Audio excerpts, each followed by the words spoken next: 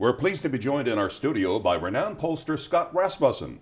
We'd like to congratulate him first on his latest book entitled The People's Money, How Voters Will Balance the Budget and Eliminate the Federal Debt. Welcome to Newsmax again, Scott. It's great to be here. Okay.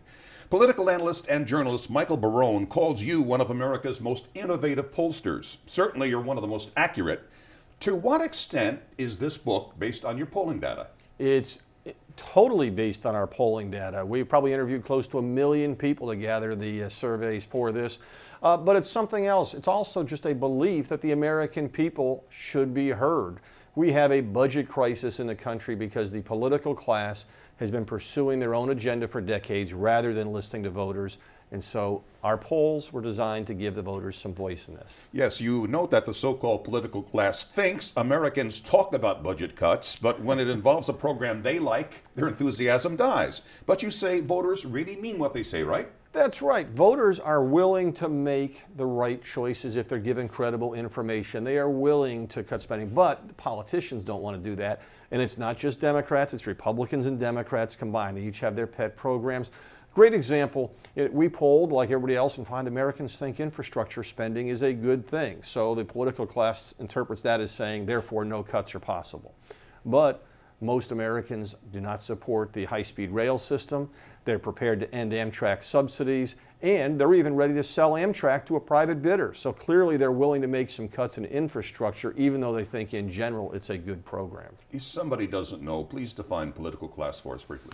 You know, the political class are people in Washington and on Wall Street who generally think they're supposed to rule the world. They tend to like the idea of taking our country back to 1775 when kings were kings and you didn't have to worry about the voters. But in terms of our polling, we also have a distinction among those who support the political class, who trust the politicians more than the wisdom of the people. And that's about 1 out of every 10 Americans. Political class include the majority of the media, would you say? The majority of what the traditional media has been, but you know, today's media is social media. And so an awful lot of people are spreading the message in different ways. You say the American people are clearly the solution, not the problem. Please explain that for us. Well, that's not my idea. That was written in our Declaration of Independence. This is something that is the very founding ideal of America, and it's the reason that I get so offended when politicians and others diss the public and ignore them. If you don't believe the people are the solution, then you are repudiating the very founding ideals of our nation. And again, the collective wisdom of the American people is almost always pointing in a better direction than the collective wisdom of Washington. In your words, the fiscal crisis could have been avoided if our political leaders had really listened to the American people. That's right. How so? Well, if you went back to the roots of our current fiscal problem, you have to understand the last time government spending went down from 1 year to the next in America was 2 years before I was born. It's a long, long time ago. And it was the same year, by the way, that Elvis Presley recorded his first single. So we've gone through more than 50 years of spending growth, but during all that time, voters were voting for politicians who promised to cut spending and taxes. Rather than responding to that, politicians ended up covering up the spending growth. They changed the definition of things so that a spending cut no longer really means a cut, it just means a reduction in the growth of spending. They redefined what trust funds mean. This effort by the political class has simply been their solution. They didn't want to cut spending. They knew the voters did.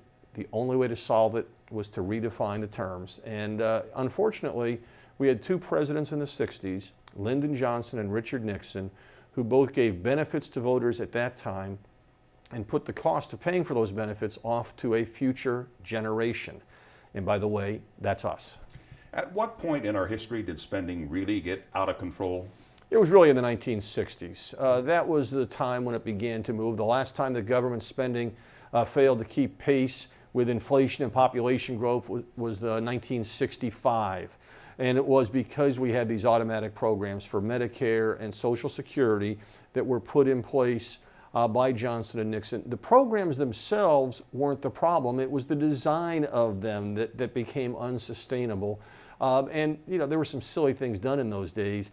For example, in the Nixon administration, when they looked forward to project the impact of Social Security, they stopped projecting right when the baby boom was starting to retire, you know, and it hasn't worked out so well because of that.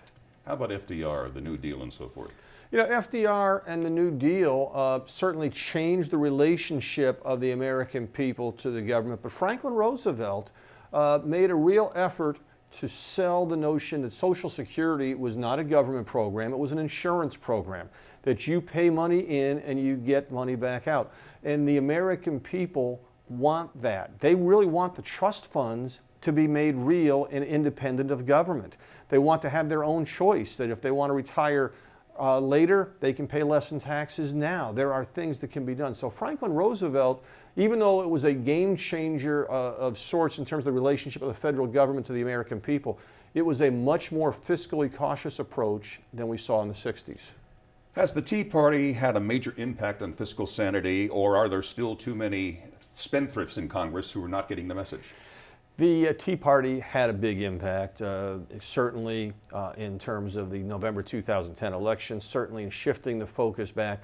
I think we make a mistake if we talk just about the Tea Party as an organization, though. The Tea Party, first of all, is a collection of grassroots efforts.